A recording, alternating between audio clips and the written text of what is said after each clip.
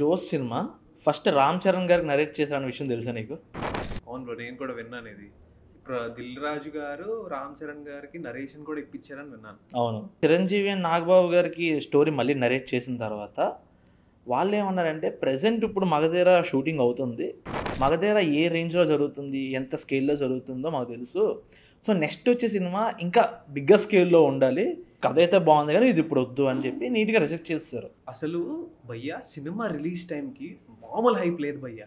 అందులోనూ మన హీరో నాగ చైతన్య గారు ఆడియో లాంచ్లో జోష్ జోష్ అని అరుస్తుంటే జనాలు కూడా దానికి మాస్ హిస్టీరియా అంటారు చూసారా. థర్డ్ జనరేషన్ హీరో రాబోతున్నారు అండ్ జోష్ మూవీ ఒక కాలేజ్ బ్యాక్ డ్రాప్లో వస్తుందంటే ఇంకా శివ వైబ్స్లో ఉంటుంది, మంచి మాస్ సినిమా అవుతుంది అని చెప్పి ప్రతి ఒక్కరు బేభత్సమైన హైప్ తోటి ఎక్స్పెక్టేషన్స్తో ఉన్నారు. అండ్ ఆడియో లాంచ్కి అప్పుడు టాప్ హీరోస్ బాలకృష్ణ గారు, వెంకటేష్ గారు వీళ్ళందరూ వచ్చారు. ఆ ఎక్స్పెక్టేషన్స్ సినిమాలో రీచ్ అవ్వలేదు.